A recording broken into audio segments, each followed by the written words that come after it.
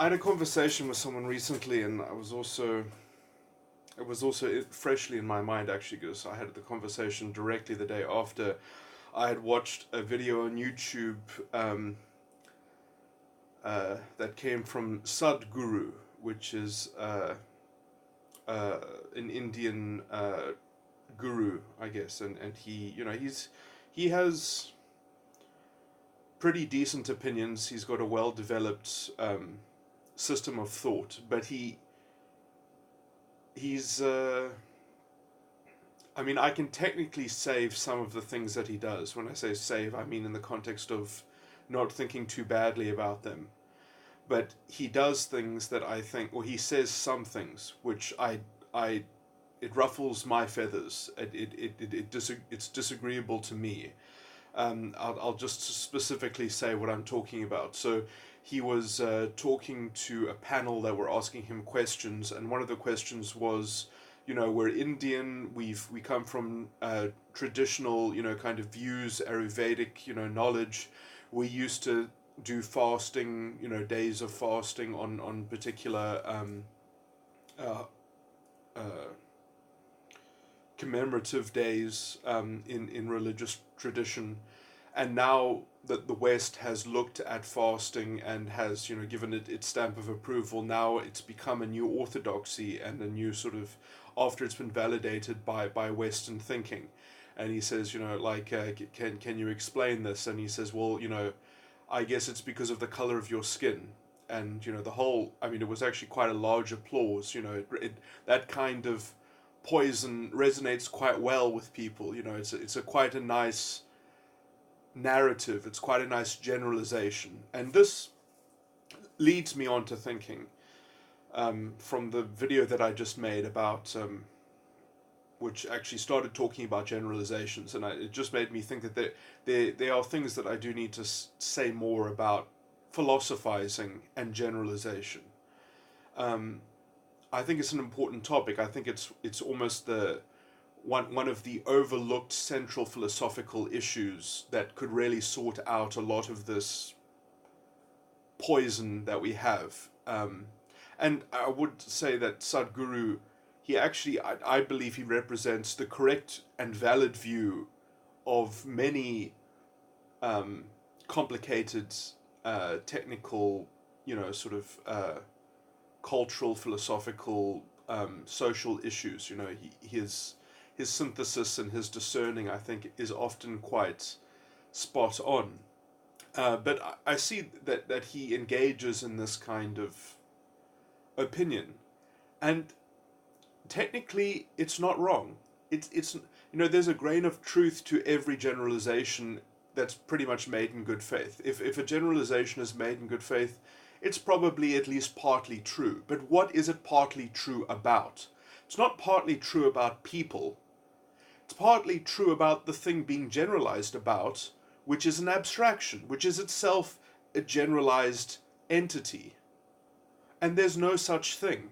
But we like to think about these things because we have to have a low resolution impression of what we're likely to experience and expect and anticipate.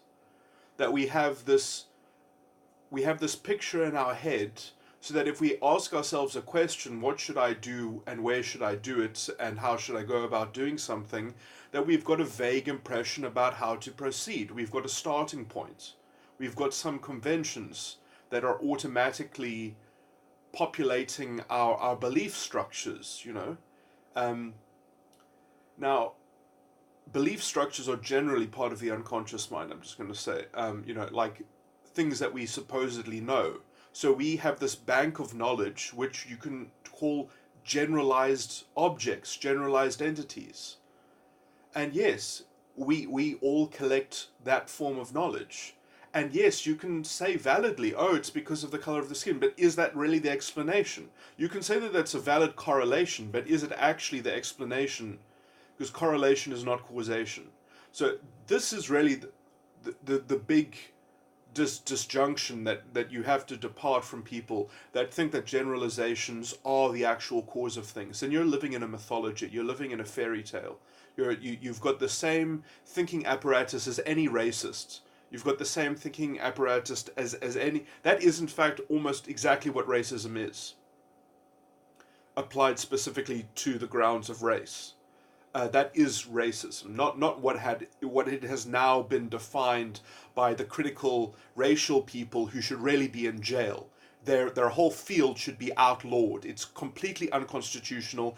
It's antithetical to the foundational values of the Constitution. These people should be prosecuted, and if we ever have a genocide in this country because of these disgusting cretins, they should be, filing behind the war criminals, because they teach a philosophy and a theory of collective guilt and collective punishment. Effectively, what is what we've already had promulgated into our law by these disgusting people who are no different from the thinkers of the Nazis.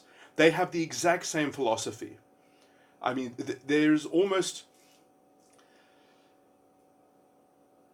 I mean, obviously, if I was ever if I was the public protector, I wouldn't obviously sentence these people retroactively. You can't say, because perhaps they didn't know so well. But I mean, certainly they should lose their jobs. No public money should ever go towards these disgusting endeavors. And people on public radio who promulgate this hateful ideology of collective punishment, that...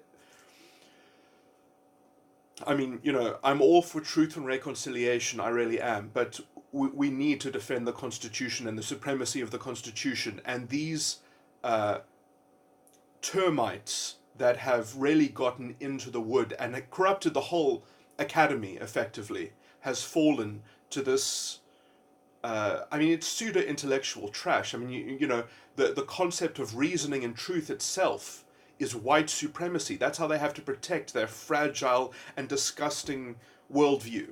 Okay, sorry, that's enough of, I guess, my angry shouting, but, there's a special place in hell for people like this.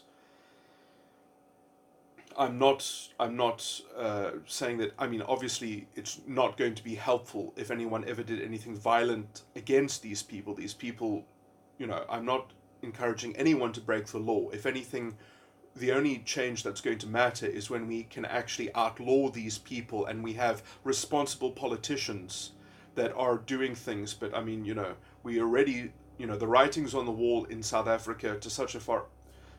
it seems that at some point we're going to have the Western Cape break away if we have enough of a living piece of a real understanding of the Constitution preserved after all of this, toxic inculcation and, I mean, essentially the status quo and what is being promoted in the media and in, these pseudo-intellectuals that have taken over education and are, transforming everything into their identity consciousness, that is the only way in which you can view the world is through projecting history onto everything,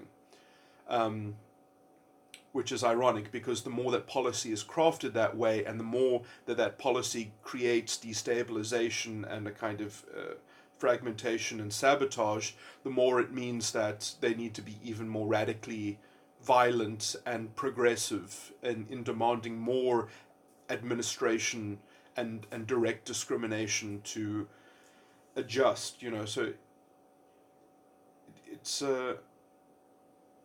there's so many problems with it because it always diverts accountability for its own failure. It never gets to the point at which it actually accepts any kind of vulnerability in terms of intellectual susceptibility to being proven wrong. It is a blind faith, and it's disgusting that the Constitutional Court has effectively look at my other recording that specifically goes into just, sort of how they've reinterpreted large tracts of the Constitution to work with their ideological drivel.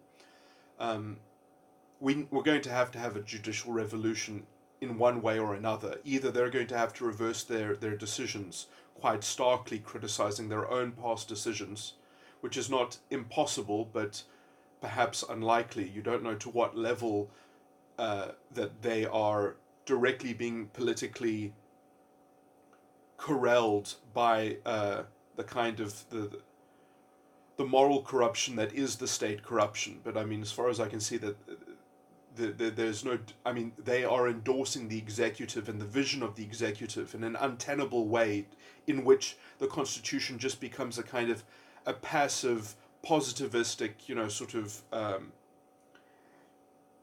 It's weird how positivistic legal theory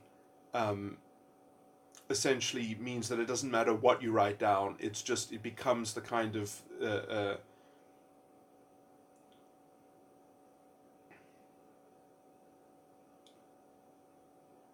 as long as the government can sort of just make some kind of rhetorical case as to how they will promise to accomplish what is described in the Constitution, then the Constitution is somehow being fulfilled via the supplication of the judiciary to the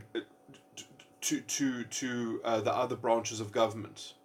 And so effectively you've got this weird kind of amalgamated totalitarian state, which is effectively what has already happened in the very lax and disjointed, weak constitutionalism that has been derived in order to validate what you can only call a failed state at this point. I mean, at least in the technical sense, I would call us a failed state. I mean, we might not have gone completely off the rails yet, but the railway has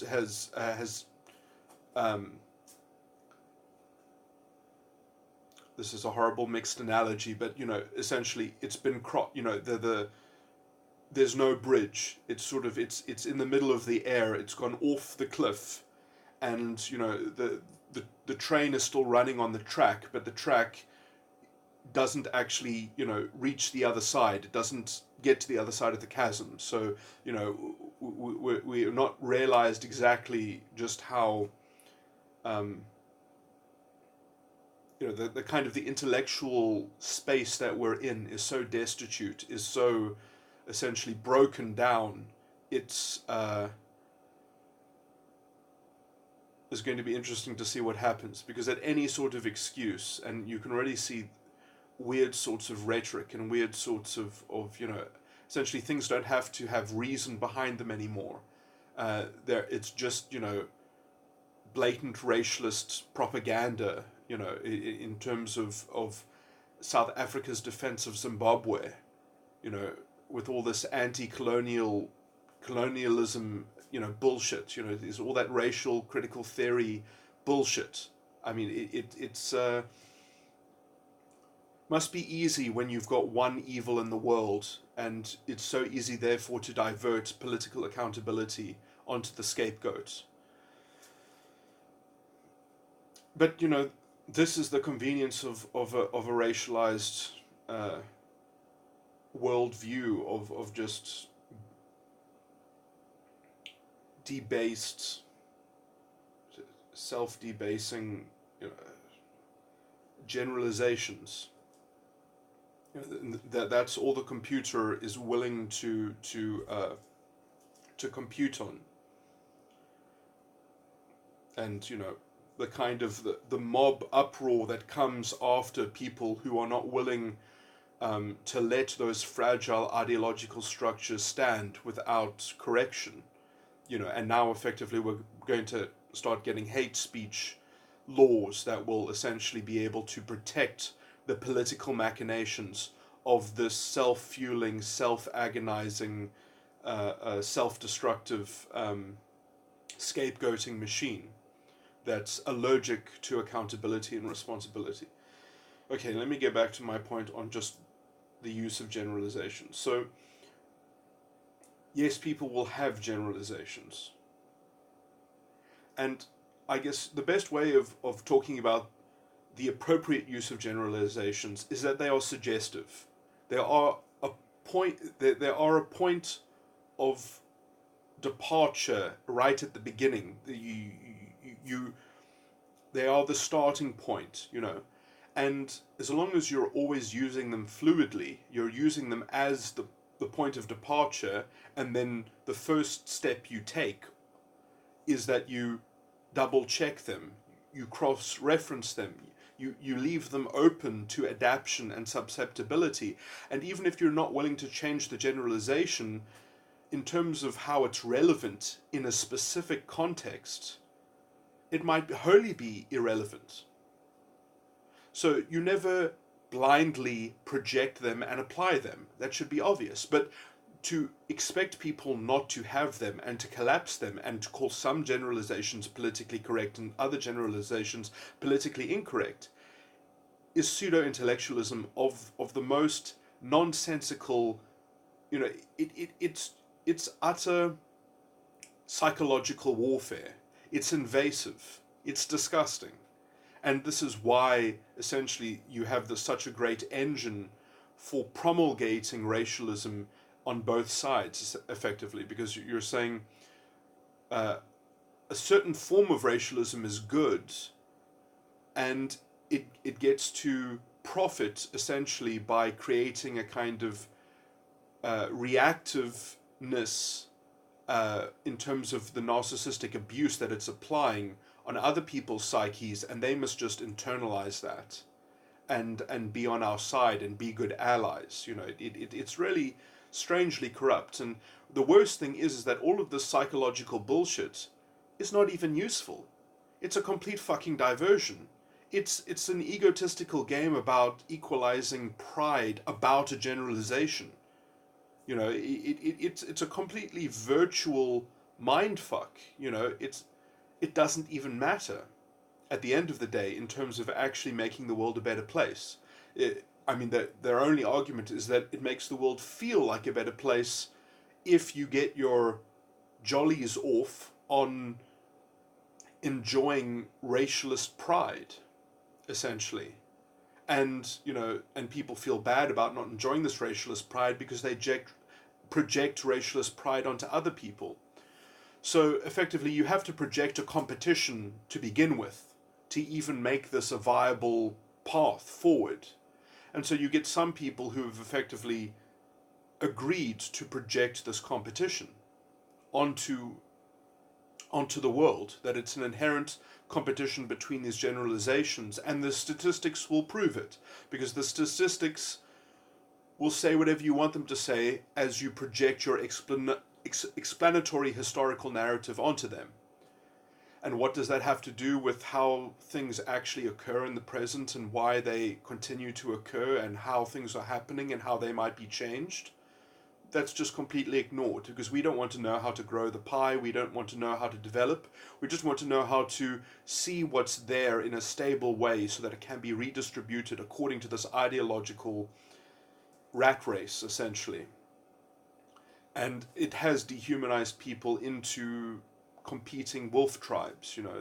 That's essentially what they are. They have the fascistic worldview because they see the generalization foremost. They see the collective entity first. And then they also give that collective entity moral consideration. It has prime moral consideration. People have moral consideration and moral duties depending and rights depending on their association and representation of that identity collective. And so they've killed the vision of the New South Africa. They've killed on racialism. They've killed the real meaning of social justice, because their version of social justice is actually that social injustice can be used as a weapon to promise and deliver what they call, inverted commas, their social justice. So, they redefine language to insulate their very disgusting belief system, and they end up creating the world that they complain about, so that they actually have, it's weird because they create the truth that their complaint, because they destroy and sabotage the economy so much that the only way to actually seemingly to make any progress, because there's no more free actors anymore, there are no more small businesses that can cope with the kind of red tape that exists that only big entities can absorb.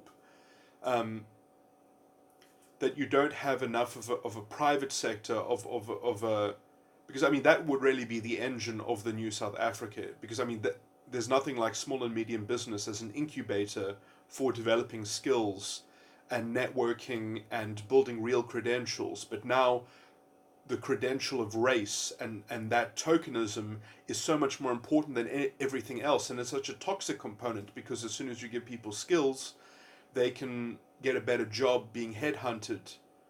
So, you give people experience, and, there's this ulterior economy that's all based on, do people have skills and do they count as the token? And so you've actually created a perverse incentive to destroy real non-racialism, essentially because of the ideological need to have the cannibalism, to have the redistribution.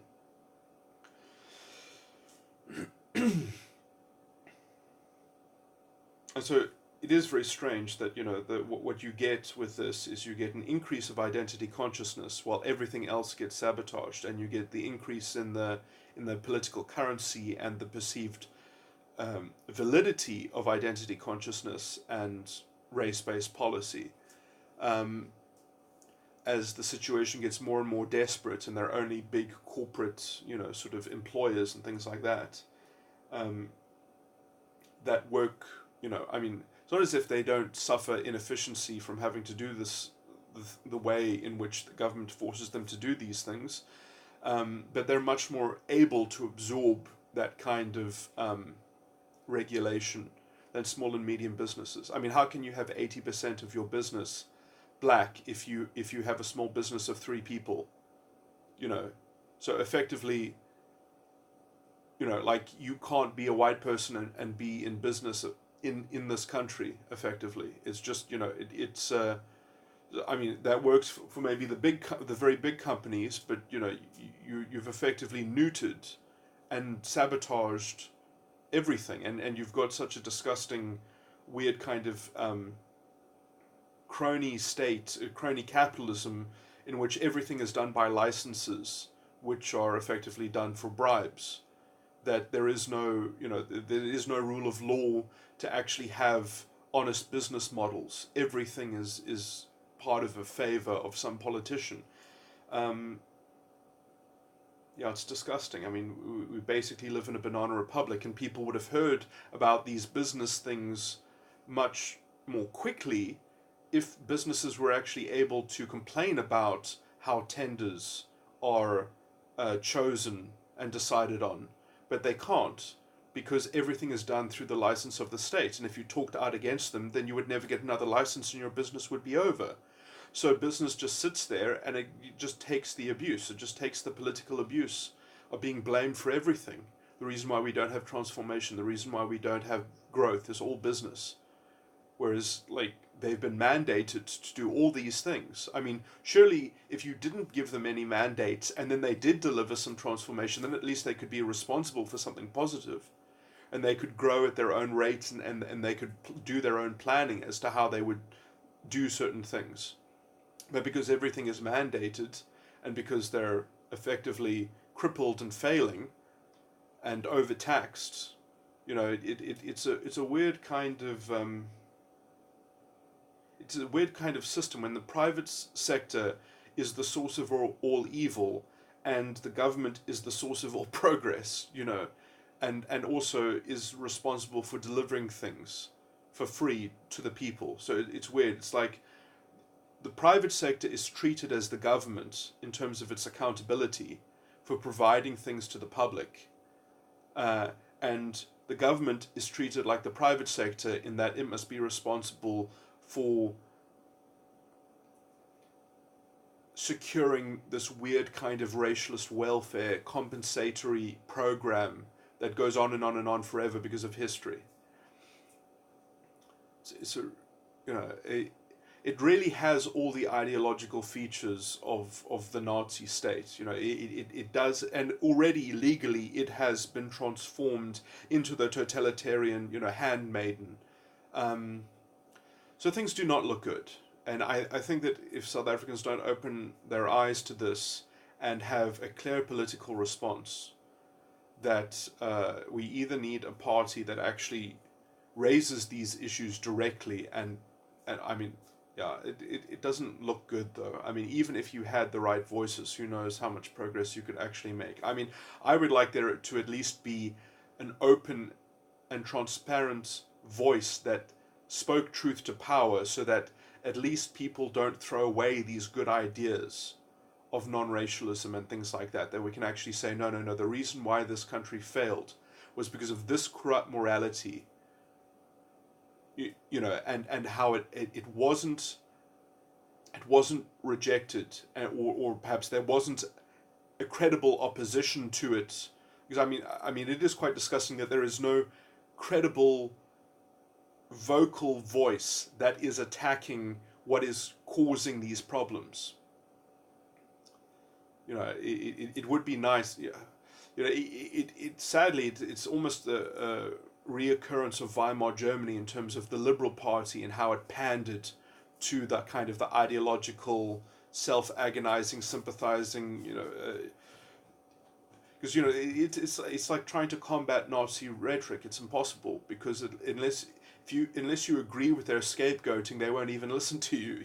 So it's and that's what opposition politics generally has suffered from. At least, well, I'm really just talking about the DA, and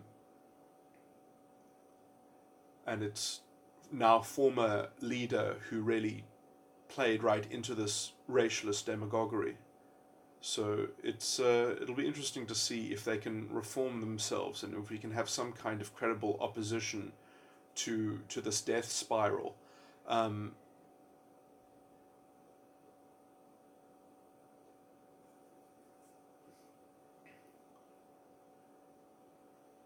I would like to think that even if the country cannot be saved, that perhaps some of the provinces, in defense of the supremacy of the Constitution, can break away from what can only be described as betrayal. But that will only ever be possible if we actually have a political voice that is creating some awareness of what I would call the ideological and state corruption and moral corruption, which are all three sides of the same